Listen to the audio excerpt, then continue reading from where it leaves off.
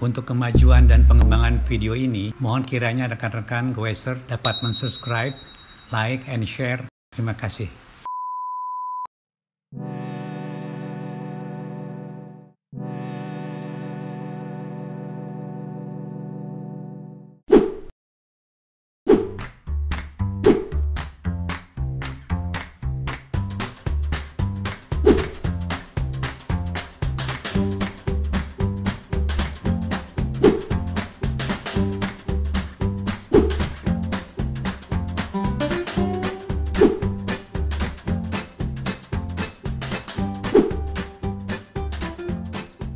Selamat pagi, salam jumpa kembali teman-teman Goeser.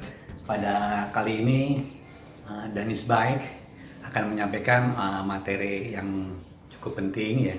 Seperti rekan-rekan ketahui semua, saya yakin bahwa teman-teman semua atau rekan-rekan sudah mahir lah istilahnya ya dalam bersepeda, dalam arti kata menyesuaikan kemampuan menanjak, manuver, dan hal yang penting sifatnya teknis ya dalam bersepeda. Demikian juga mungkin rekan-rekan memiliki peralatan untuk mengelola ya kemampuan kita ya, tekanan darah kita, denyut jantung kita, beserta dengan putaran engkol sepeda ya, kerennya dan hal yang lain yang sehingga kita bisa memaksimalkan kemampuan kita itu. Tapi tentunya saya di sini tidak akan membahas masalah yang sifatnya dalam ukuran otomatis yang disajikan oleh alat-alat pengukur itu ya.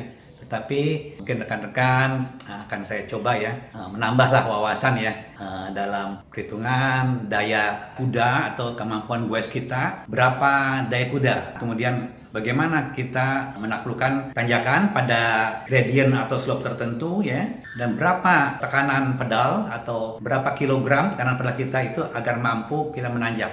Nah, hal yang begini sifatnya hanya knowledge ya, perhitungan-perhitungan yang bisa teman-teman lakukan sendiri, sehingga nanti rekan-rekan akan menambah wawasan tidak hanya mampu dalam bersepeda secara teknis, tapi juga memiliki knowledge atau perhitungan yang tepat ya berkenaan dengan kemampuan kita bersepeda dalam daya kuda ya, dan kemampuan kita nanjak ya, yang nanti akan kita perhitungkannya dalam kilogram force ya, tekanan pedal ya terhadap kemampuan kita nanjak untuk sudut gradien tertentu.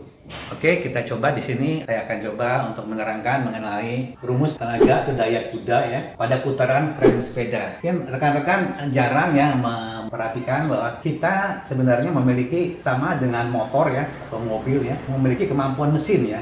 Itu pada kaki kita ya. Berapa sebenarnya sih daya kuda dari tiap-tiap orang itu akan berbeda-beda, tergantung dari tekanan pedal ya dan putarannya. Nanti akan kita perhitungkan demikian rupa sehingga kita tahu betul-betul daya kuda atau kemampuan kita bersepeda ya. Andai kata dibandingkan dengan daya kuda motor, nanti akan kelihatan sekali bahwa kita ini sangat lemah ya, kurang sekali kemampuan untuk menggerakkan atau mempercepat diri ya, akselerasi ya, karena kita punya tenaga yang terbatas. Nanti akan kita perhitungkan bagaimana perbandingan antara motor ya dan sepeda gitu loh. Sehingga kita di sini nanti akan menghargai betul ya tenaga yang kita memiliki agar dapat digunakan untuk sebanyak-banyaknya jarak tempuh, yaitu dengan cara mengatur rasio, membeli komponen yang lebih ringan, dan semuanya jenis ban, gimana gesekannya dan lain-lain. Tentunya ini akan menjadi suatu faktor yang menjadi pertimbangan bagaimana pentingnya memanage tenaga diri kita untuk bersepeda. Oke? Kita mulai ya. Jadi tenaga daya kuda ya pada putaran kren ya. Sini putaran kren, ada kata yang putar kren itu kita memberikan daya kuda ya, daya putar kren ya. Sini daya pada poros kren itu sama dengan kemampuan gaya engkol ya, gaya engkol kita ya, gaya engkol dari kaki kita ya, itu dikali dengan jarak ya, dengan kren ya, cari lagi ya dengan faktor konstanta ya, 2pi. Nah, karena ini satuannya daya, maka ini kan sifatnya kerja ya, harus kita bagi dalam satuan detik. Nah, gaya engkol ini ya, kita notasikan sebagai F ya, itu gaya tekan atau gaya engkol ya, kali dengan kalau kita memiliki pedal ya. Nah, ini ada jarak ya, radius ya. Ini ada yang 175 cm, ada yang 170 cm dan lain-lain ya. Nah, kita ambil nanti yang normal aja, mungkin 175 barangkali ya.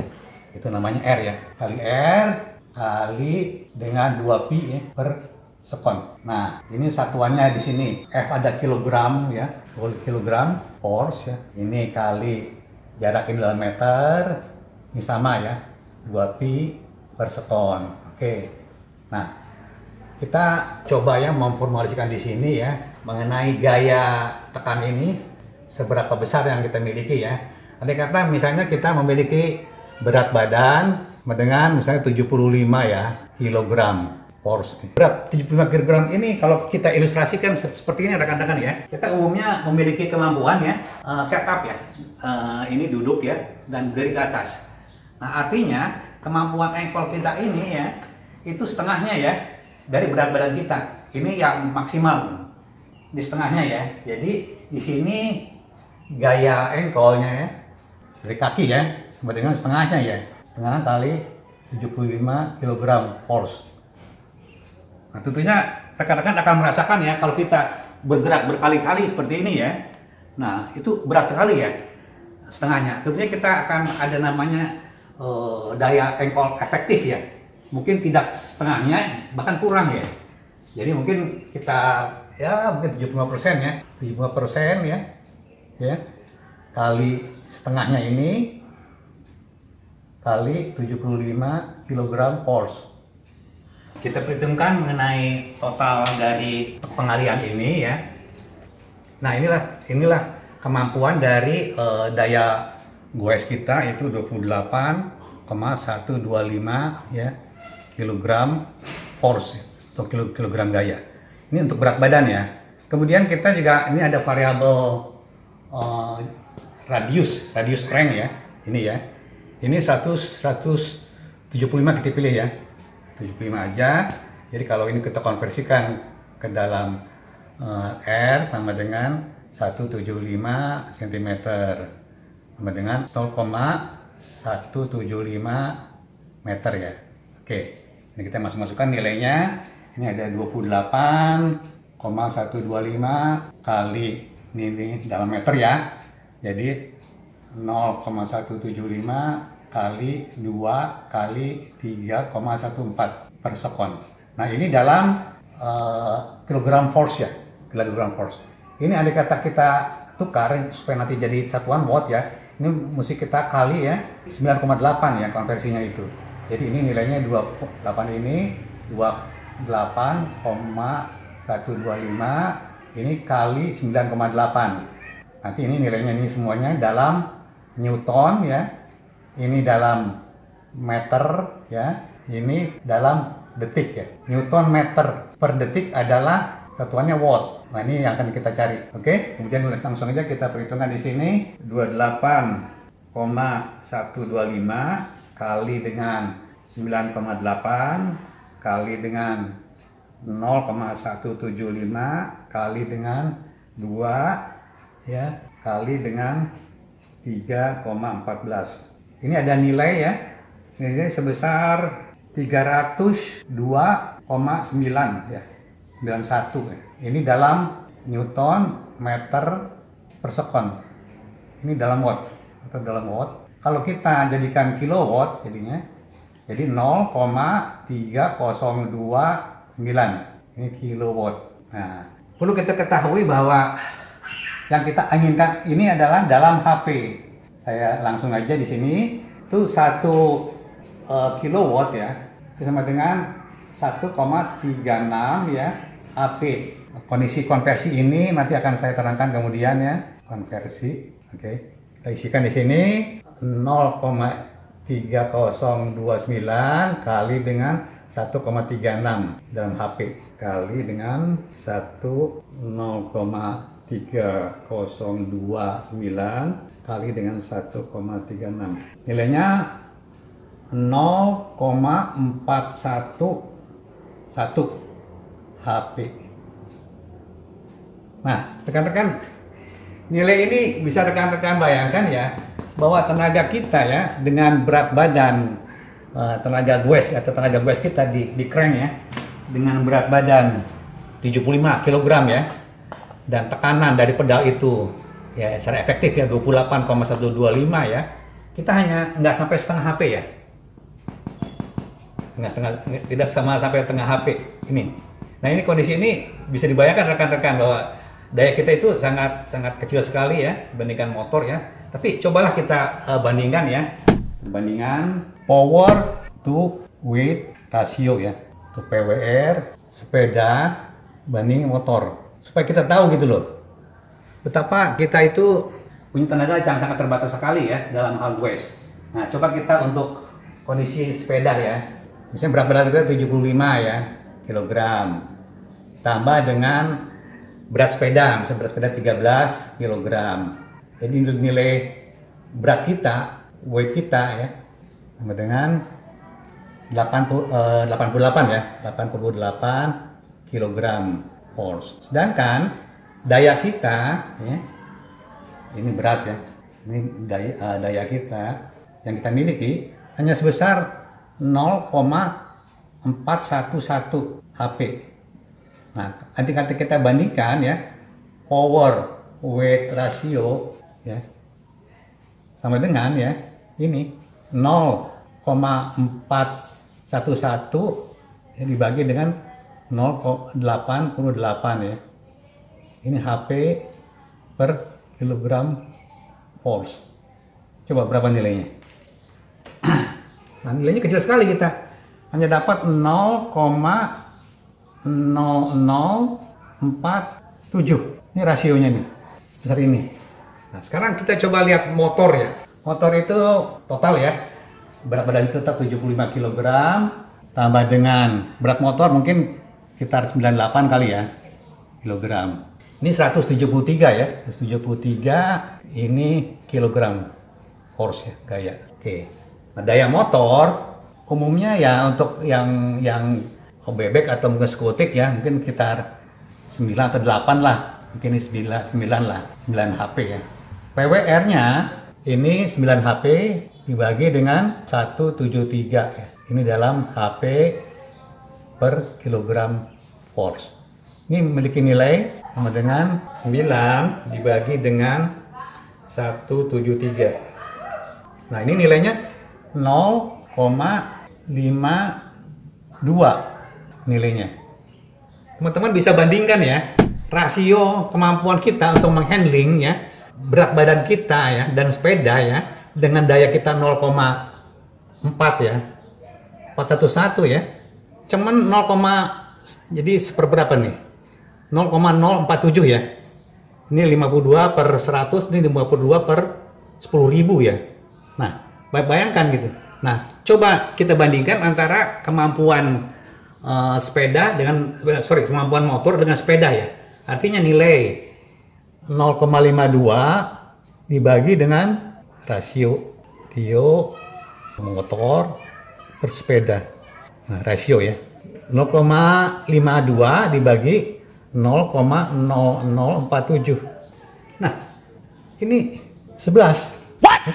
11 hampir 11,009. Nah, bisa bandingkan rekan-rekan, motor yang paling sederhana pun ya yang ada sekarang itu memiliki kemampuan handling ya terhadap bodi dan badan si pengendara itu 11 kali sepeda. Nah, inilah yang perlu rekan-rekan perhatikan, betapa kita itu wanti-wanti ya dengan daya waste yang ada itu kita lemah sebetulnya ya, lemah sekali, dimana kita dibandingkan dengan rasio power to weight ratio motor dan power weight to ratio sepeda ini nilainya 11 kali. Nah, ini jadi bahan pertimbangan, jadi perlunya manage tenaga dengan rasio gear dan komponen-komponen yang ringan barangkali ya. Begitu juga pada saat menanjak ini hati-hati gitu loh, bahwa kita tuh sangat lemah sekali dalam kondisi seperti ini. Oke, kemudian rekan-rekan untuk ini tadi saya koreksi kembali ya. Ini radius engkol dari crank ya, radiusnya. Ini panjang lengannya atau radiusnya ini itu 17,5 cm, bukan 175 ya. 17,5, dan ada juga yang 17,17 cm ya. Tergantung daripada jenis sepedanya. Untuk penjelasan mengenai daya kuda ya, rekan-rekan mungkin sering dengar motor itu ada daya kuda atau kilowatt yang tadi ya, kilowatt ke daya kuda ini 1,36 ya, terbalik ya, kilowatt 1,36 HP ya. tapi kita tidak tahu apa sih sebenarnya ya definisi satu daya kuda itu. Nah, gimana perbandingannya dengan daya kuda yang tadi kita ya hanya setengahnya, kita tuh dengan kuda tuh hanya setengahnya kemampuannya ya. Nah, definisi satu daya kuda itu 1 HP, 1 daya kuda. Ini saya ilustrasikan ya. Andai kata kita memiliki kuda ya, mengangkat beban dari sumur gitu loh kan. Ada sumur, ini permukaan tanah, sumur ya. Di sini ada semacam katrol ya. Di sini ada rollnya, ada roll. Kemudian di sini ada suatu beban ya, nilainya sama dengan massa kali gravitasi. Beban ini dihubungkan dengan tali ya, dikaitkan ke kuda ya, kuda. Kemudian kuda itu berjalan ya pada jarak dari A ke B ya, sebesar jaraknya 1 meter. Untuk mengangkat beban ini dari A juga ke B ya, sejarak 1 meter. Nah, artinya ya, kuda ini ya melakukan suatu gerakan dalam 1 meter ini ya dengan tenaga bebannya ini itu telah diperhitungkan bebannya ini sebesar 75 kg force ini. Jadi kuda itu mampu untuk mengangkatnya beban sebesar 75 kg force ya, disambungkan dengan tali, ditarik oleh kuda di sini ya. Pada jarak 1 meter ini ya, dia bergerak sini, ini tertarik ke atas, ini A ke B, ini A ke B ya. Nah, tapi dalam satuan detik. Jadi kalau kita definisikan ini, apa satu daya kuda adalah tenaga kuda untuk menarik beban vertikal, ini vertikal ya, 75 kg force ya, dengan jarak angkat atau di sini ditarik ya, atau ditarik sebesar 1 meter ya. Ini baru kerja ya. Gaya kali jarak itu kerja ya. Gimana kalau daya? Daya itu per satuan waktu ya, per detik. Nah, inilah definisinya. Definisi satu daya kuda. Oke. Nah, kalau kita konversikan ke dalam satuannya, daya kuda, satu daya kuda adalah ya, ini besaran ya, 175 kg force ya, kali 1 meter per 1 detik. Oke, kita konversikan ke dalam satuan ini Newton ya. Oke, Newton. Di sini nantinya dalam HP ya. Oke, ini 75 ya kali 9,8 ya kali meter per sekon. Oke, kita kalikan 75 kali dengan 9,8, 735 watt atau sama dengan 0,735 kilowatt. Kalau kita balik ya, 1 kilowatt sama dengan 1 per 0,735 sama dengan 1 dibagi dengan 0,735. Nilainya 1,36 HP. Nah, ini rekan-rekan, ini ya sama dengan ini. Jadi kalau kita lihat di mobil itu, di brosur mobil itu ada daya kuda dalam kilowatt, ini asalnya dengan ilustrasi yang sangat sederhana ya, di mana ada satu daya kuda itu kemampuan kuda untuk bisa menarik beban 75 kg force ya pada jarak vertikal atau tertarik dari A ke B ini ya pada jarak 1 meter dalam waktu 1 sekon. Demikian. Oke, nanti saya akan jelaskan kembali ya sesi berikutnya mengenai rumus gaya engkol ya. Gimana berapa kemampuan kita untuk bisa mengengkol pada gradien tertentu. Oke, di sesi yang kedua. Untuk memperhitungkan gaya engkol krem ya yang dibutuhkan pada tanjakan dengan gradien tertentu, ini bisa kita perhitungkan dari hal-hal yang terkait dengan variabel yang pengaruhinya. Oke, yang pertama kita untuk mencoba memformulasikan itu semua. Ini merupakan rumus ya. Saya akan coba gambarkan di sini mengenai suatu slope ya. Di sini ada suatu massa ya, massa atau berat yang berat sepeda dan badan kita ya. Ini ada beratnya, ada W sama dengan massa kali gravitasinya. Oke. Nah, kemudian ini di titik B, ini titik A. kita proyeksikan ke sini. Nah, jadi slope atau gradient itu merupakan suatu besaran ya, kemiringan ya, yang kita formulasikan di sini sebagai ketinggian ya dari total ke arah bumi ya, vertikal ya, dibandingkan dengan jarak tempuh. Di sini S. Contohnya kalau gradient itu ini dalam persen ya. Misalnya di sini kita memiliki nilainya dulu aja ya, H dibandingkan dengan H dibandingkan dengan S persen. Dan andai kata kita memiliki gradien 20% atau 22% ya, jadi ini nilainya itu 0,22 ya, 22 H per S ya. Nah, oke. S itu ketinggian, S itu jarak ya.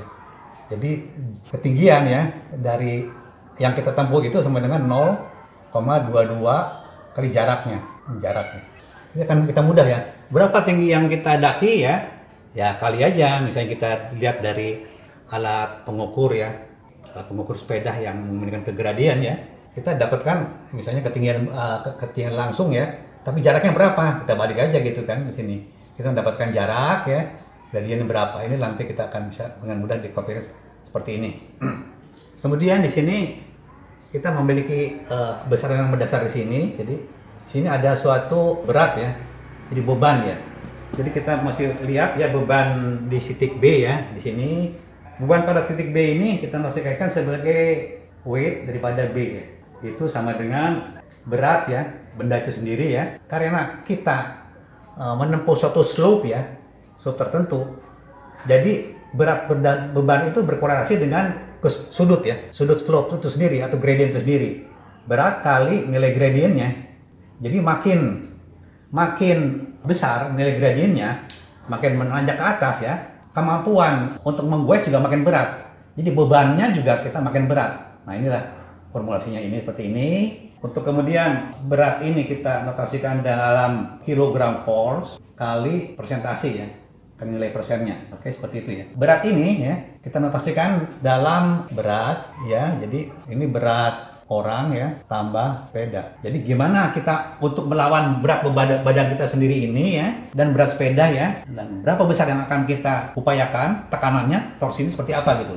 Jadi tergantung berat badan kita dan gradien nanjak. Makin nanjak kita akan menggoes makin berat. Jadi kali ya, berat ya, kali gradien. Kemudian ada satu lagi besaran yang kita formulasikan sebagai torsi ya, nilai torsi. Jadi sini torsi ya, atau torsi goes ya pada titik B. Oke. Torsi pada titik B ini ya, itu sama dengan gaya engkol ya kali panjang lengan crank kali lagi ya, karena ini satu kali putar itu 2pi ya, kali 2pi. Gaya angle ini dalam kilogram force sama yang tadi ya, ini kali panjang lengan ini dalam meter, ini kali 2pi. Kita tahu tadi udah kita konversikan ini ya, nilainya ini kita dapatkan besaran 0,175 ya meter ya, 17,5 cm ya. Ini maksudnya ini sebagai R ya, meter. Oke. Nah karena beban pada titik B ini sama dengan pada titik ya, sama dengan kemampuan goeser untuk melawan beban ini ya sebagai torsi. Jadi WB sama dengan sini WB sama dengan TB. Oke, kita pindahkan aja ke sini ya. Sini ada ini satuannya, ini tadi ini sebagai W ya, W kali gradien sama dengan sini ya, satuannya kayak engkol ini dalam F ya, kali panjang lengan ini dalam R ya, ini sama 2pi ya. Oke, jadi F kali R kali 2pi. Nah yang akan kita cari itu nilai F. Jadi kita balik ke sini, nilai F atau gaya engkol ya, engkol di crank ya, sama dengan ini F ya, atasnya itu W kali gradien dibagi dengan R kali 2pi. Inilah rumus gaya engkol ya. Ini teman-teman bisa menggunakan sendiri gaya engkol untuk mengkonversi berapa kemampuan daya goes kita berdasarkan gradien tertentu ya. Oke, misalnya kita memiliki nilai W tadi ya sama dengan 88 ya kilogram ya. Ini gradien ini sama dengan 0,22. Oke. R-nya tadi ya, ini 0,175 meter. Ini persen jadi 0,22 ya. Oke. Kita masukkan ya di formula ini. Ini nilai W ini 88 kali dengan gradiennya 0,22 dibagi dengan radiusnya 0,175 kali dengan 2 kali dengan 3,14. Ini dalam kilogram force, kilogram gaya.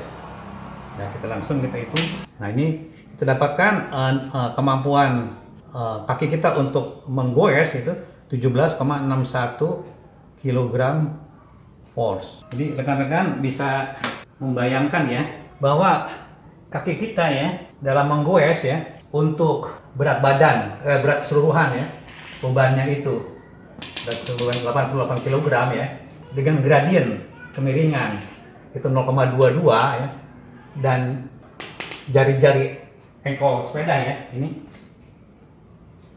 sebesar 117,5 cm atau 0,175 meter. Jadi kemampuan engkol kita itu hanya sebesar 17,61 kg force. Ini mungkin ya, cukup berat ya. Nah, dikata kita memiliki contohnya ya, ada kita memiliki contoh MTB ya. Nah, itu antara crank depan ya dengan crank belakang gini ya, itu lebih besar ya gitu kan.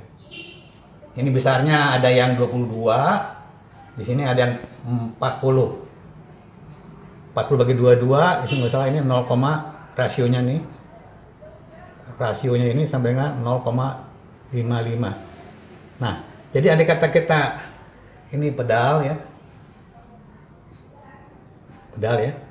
itu andai kata kita memiliki contoh MTB, kita pasang gigi depan di posisi 22, di belakang gigi kaset 40, itu ada lebih meringankan ya dengan 0,55. Jadi engkol kita itu di gaya engkol ini 0,55 kali 17,61 kg force. Ini sama dengan setengahnya ya, setengahnya lebih sedikit. 0,55 kali dengan 17,61. Jadi kita hanya, ini nggak sampai 10 ya, 9,68 kg force. Jadi lebih ringan ya. Nah, inilah gunanya rasio tadi ya yang perlu kita mainkan pada saat jalan menanjak. Nah, jadi rekan-rekan, jadi dengan ilustrasi daya engkol ya yang diperoleh, yang kita mampu untuk lakukan goes itu ya, kita mempunyai besaran yang mudah dipahami ya, itu dalam kilogram ya, kilogram gaya tekan ya. Bagaimana kondisi seperti ini kita akan mudah kita terangkan ya, sehingga kita tidak buta sama sekali terhadap satuan-satuan yang sebenarnya ini mendasar ya. Ini pelajaran fisika dasar dari SMA atau IPA ya, mungkin di perguruan tinggi ada sebagian ya. Ini seperti ini ya. Kemudian juga kita tahu definisi 1 HP itu seperti apa. Yang kedua, kemampuan goes kita itu ya, yang ada di crank itu berapa HP. Nah, kita bisa ilustrasikan.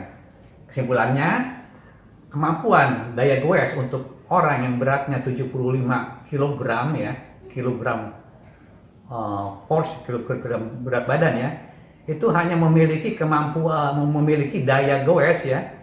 Itu ada kata tekanannya tadi udah saya ilustrasikan sebesar mungkin sekitar berapa, setengahnya dari kemampuan kaki dan 70% ya. Itu hanya punya kemampuan kurang lebih 0,4 HP. Jadi kecil sekali ya. Jadi kemampuan daya goes itu hanya sebesar 0,4 HP. Kita bandingkan dengan motor yang jauh sekali. Dan yang kedua, torsi goes atau gaya engkol kita ya pada saat nanjak ya dengan kemiringan 22 tadi contoh ya 22% ya 2% ya, dengan berat total badan 75 kg, sepeda 13 kg ya, dengan radius engkol 17,5 cm, kita hanya memperoleh memiliki atau bebannya dari goes itu 17,61 kg force.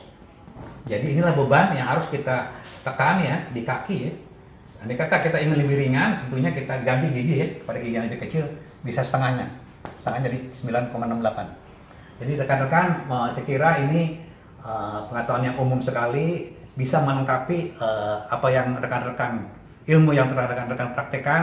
Tapi kalau bicara tentunya kepada satuan ini, mungkin ini bisa membantu rekan-rekan ya, bisa menceritakan seperti ini ada rumusnya dan mudah sekali kita perhitungkan dari berat badan kita, kemudian apa istilahnya, gradient yang kita tempuh, ya, kemudian berat sepeda kita dan engkol kita, itu semuanya akan memformulasikan suatu besaran yang pasti dan akan mudah kita pahami, juga mudah dihitung.